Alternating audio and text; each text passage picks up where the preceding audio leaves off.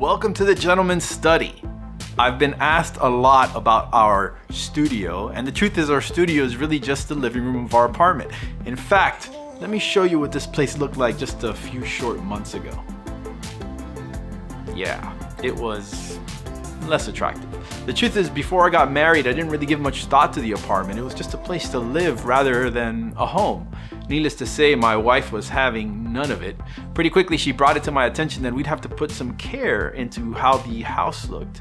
And although I haven't consciously thought of it before then, having a place to shoot videos was something that I'd really been trying to figure out.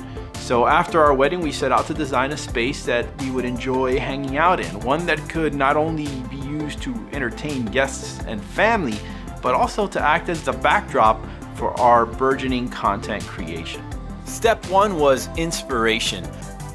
I've definitely mentioned my affinity for Victorian England and the world of Sherlock Holmes a couple of times before.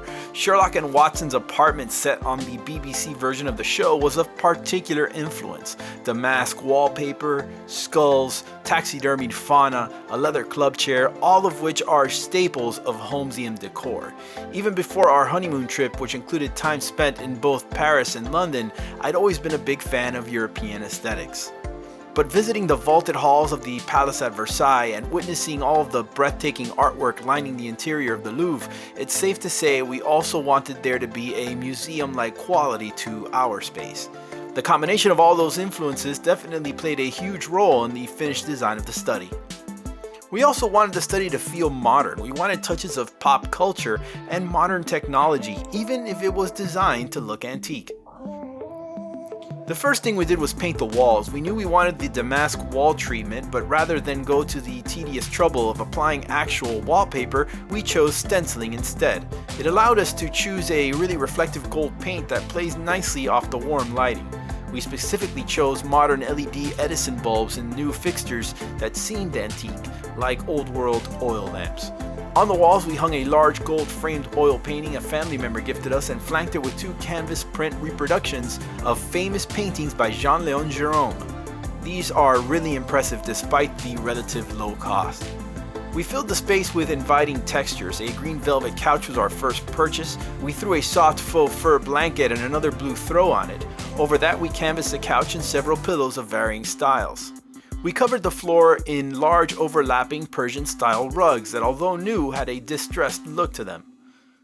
We thought long and hard about the coffee table before we arrived at the large live-edge wooden table. For end tables, we chose gold metal to give even more variety to the textures, a hammered metal style round table, and the black marble top square table that makes an appearance in every deck review. In the opposite corner, to give the study its library vibe, we added a large bookcase and filled it with a collection of leather-bound classic books, comic book and graphic novel collections, and books featuring the concept art of some of my favorite movies. A small fraction of my playing card collection lives here among a small smattering of metal dealer and challenge coins. In the adjoining nook is a glass cloche dome with my 1/6 scale custom Breaking Bad action figures and a collection of souvenirs from the cities we visited. Across from the couch is a large apothecary-style chest and the television. Over the TV, we have a large mantel shelf with various curiosities, including a faux brass alien xenomorph skull, a taxidermied rhinoceros beetle, a miniature Crusader helm, and a replica Navy Colt revolver. And here are a few more of my favorite details: the black skull on the coffee table, the Sherlock bust, the magnifying glass and stand, the faux deer and moose heads, and a replica of the Venus de Milo. The final piece of furniture we added was the blue leather club chair. Maybe the two items people ask about most though are the ones that are most visible on the side table during my reviews. The Bluetooth gramophone speaker from Restoration Hardware, which sounds amazing,